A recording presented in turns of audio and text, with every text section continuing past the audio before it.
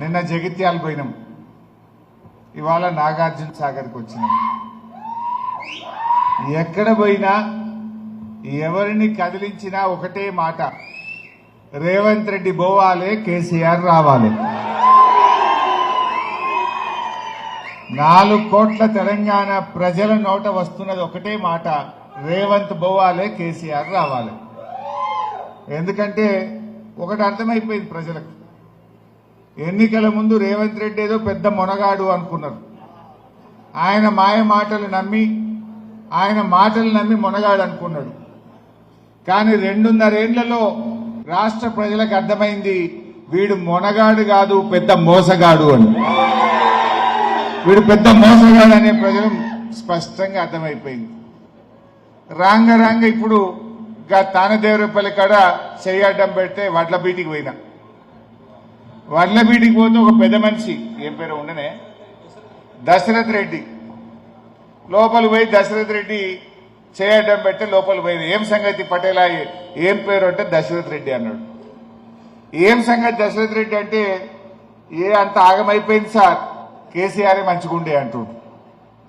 ఏం సంగతి అన్నాం, ఈ వడ్ల బీట్ల సంచికి 2 కిలోలు తరగంటున్నారట, క్వింటల్కు 5 కిలోలు తరుగు పెడుతున్నారు.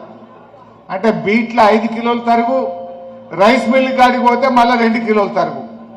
అంటే ఒక క్వింటాల్ మీద 7 కిలోల తరుగు పెడుతున్నారు, గోస పెడుతున్నారు అని చెప్పి ఆయన చెప్తా ఉన్నాడు.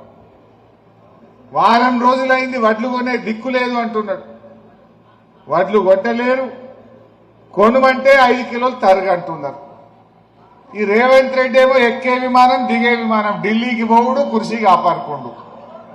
ఢిల్లీలో పోయి కప్పం కట్టేచ్చుడు, ఆడ కట్టుడు, కుర్చీ కాపాడుకోండు.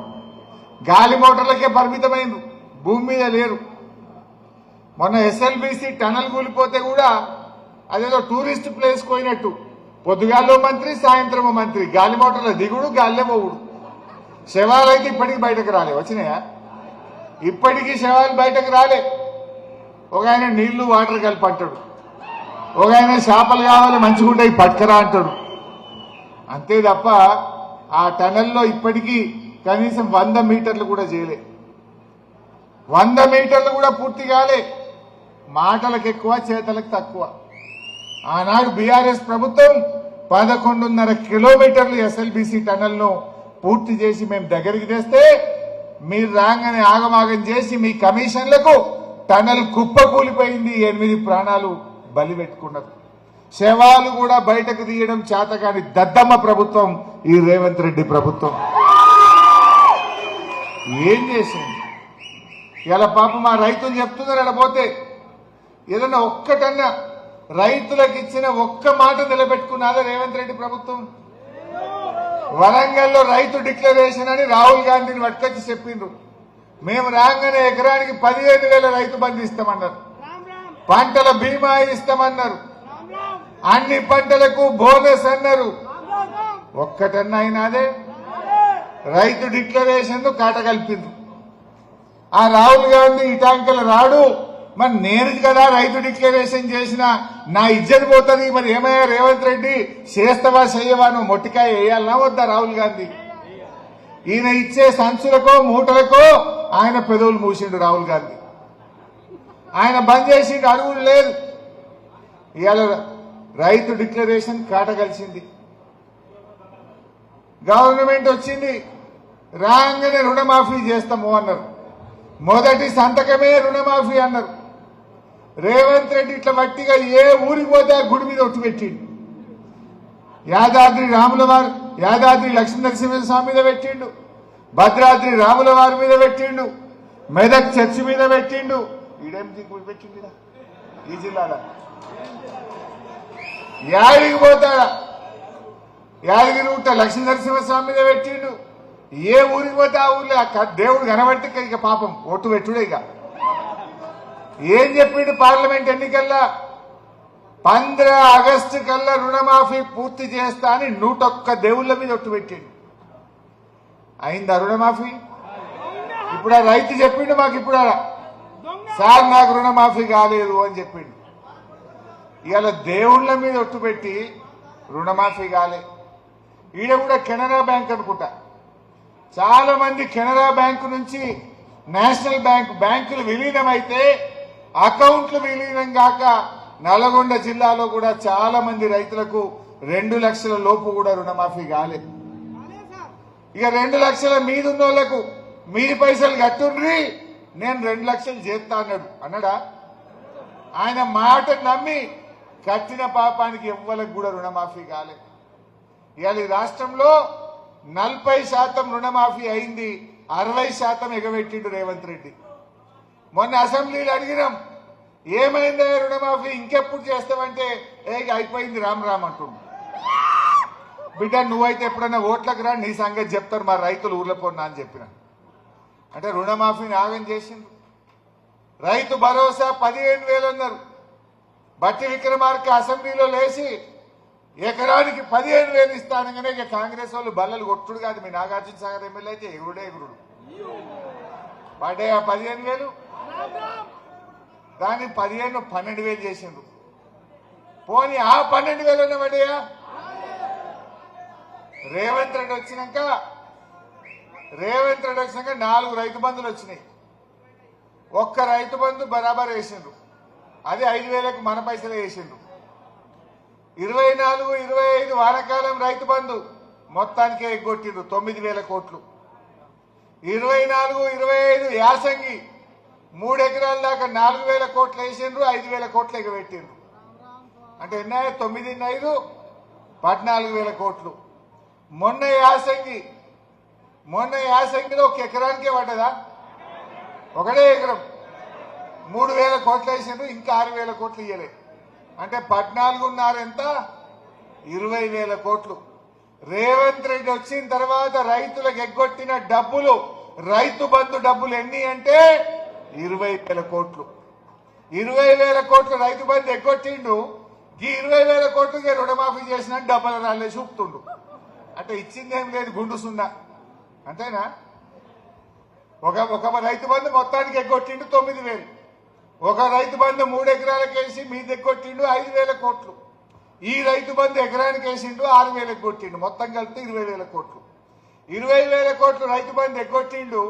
20,000 కోట్ల నుంచి రుణమాఫీ అయిపోయింది అంటుండు. అంటే నువ్వు రుణమాఫీ రేవంత్ రెడ్డి చేసింది గుండు సున్నా, ఏమీ చెయ్యలే. ఎడమ చేతితో గుంజినావు, కుడి చేతితో ఇచ్చినట్టు చేసినావు. అంతకు మించి ఇలా రైతు బంధు కూడా జరగలే. పంటలకు బోనస్ అన్నారు, అన్ని పంటలకు బోనస్ అన్నారు. తర్వాత ఒక్క సన్నాలకే వడ్లకే అన్నారు. పోనీ అదన్న ఇచ్చిండ్రా? పోయిన యాసంగి సన్న వడ్లది 1,169 కోట్ల రూపాయలు సన్న వడ్ల బోనస్ ఎగ్గొట్టిండ్రు. పోనీ ఈ యాసంగిలన్న బోనస్ ఇస్తారా అంటే సపోర్ట్ చేస్తలేరు. సన్న వడ్ల బోనస్ అన్ని పంటలకన్నారు, వడ్లకన్నారు, సన్నాలకన్నారు, 2 పంటలకన్నారు. ఇప్పుడు అది ఒక్క పంటకే వచ్చింది. అంటే ఎంత మోసం ఉన్నదో ఆలోచించండి. బోనస్ మాట బోగస్ అయిపోయింది. బోనస్ ఎగ్గొట్టినవు, రుణమాఫీ ఎగ్గొట్టినవు, రైతు బంధు 20,000 కోట్ల రూపాయలు బాకీ పడ్డావు. పంటల బీమా అయింది అదన్న?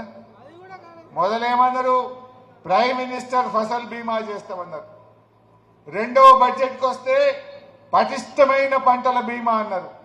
మూడవ బడ్జెట్కి వస్తే బీమాని ఎగరగొట్టేసింది. మొదటి బడ్జెట్లో పిఎం ఫసల్ బీమా, రెండవ బడ్జెట్లో పటిష్టమైన పంటల బీమా, మూడవ బడ్జెట్కి వస్తే ఏ బీమా లేదు పో అన్నారు. గుండు సున్నా. పంటల బీమాకు రామ్ రామ్, పంటల బీమా కూడా ఎగ్గొట్టేసింది. ఒక్కటి కూడా రైతాంగానికి ఇచ్చిన ఏ ఒక్క మాట కూడా నిలుపుకున్నటువంటి ప్రభుత్వం ఇవాళ రేవంత్ రెడ్డి ప్రభుత్వం. ఇవాళ దయచేసి ఆలోచన చేయండి. రైతులకు నిజంగా కేసీఆర్ గారు ఆనాడు మిషన్ కాకతీయ పెట్టి చెరువులు తవ్వించండి. మీ నాగార్జున సాగర్ లో లెవెల్ కెనాల్ ను పూర్తి చేసి 50,000 ఎకరాలకు నీళ్లు ఇచ్చినాం. నాగార్జున సాగర్ కెనాల్ మోడర్నైజేషన్ చేసి లిఫ్టులన్నీ బాగు చేసింది నాటి కేసీఆర్ ప్రభుత్వం. ఎన్నో కార్యక్రమాలు చేసినాం.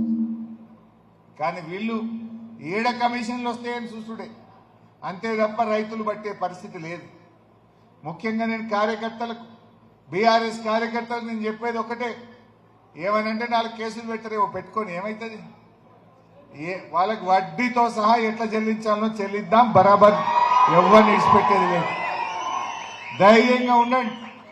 క్లియర్గా అయిపోయా, సగం అయితే అయిపోయింది, 2.5 ఏళ్ళు అయిపోయింది.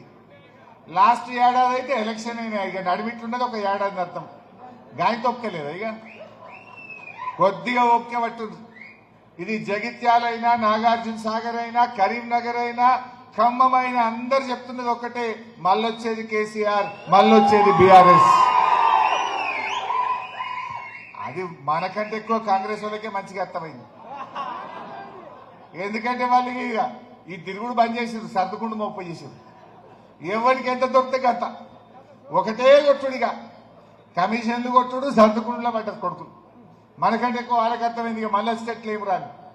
కానీ అంత గక్కిద్దాం, ఎవరిని విడిచిపెట్టేది లేదు. ఎవడోడు ఎంతెంత తిన్నాడో, దేంట తిన్నాడో. మీ నల్గొండ జిల్లాలో అయితే మిల్లర్లతో కుమ్మక్కైంది. మిల్లర్లతో కాంగ్రెస్ ఎమ్మెల్యేల మీటింగ్ పెట్టినాక కటింగ్ ఎక్కువైంది. అంతకుముందు మంచిగానే ఉండే ధర 2600, 2700 పోయింది. ఎప్పుడైతే ఎమ్మెల్యేలు మిల్లర్ల మీటింగ్ అయిందో 300 తగ్గింది. తగ్గిందా లేదా?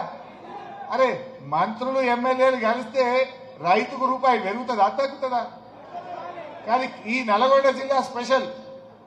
ఎమ్మెల్యేలు, మిల్లర్లు, మంత్రులు మీటింగ్ పెట్టిండ్రు, తెల్లారికెళ్ళి 300 రూపాయలు కటింగ్ పడ్డది. మరి ఆ పైసలు ఎవరి జేబులలో పోతున్నాయి, యాడికి పోతున్నాయి? ఇదా ఇవాళ కాంగ్రెస్ చేసేది? దయచేసి మీరు ఆలోచించండి.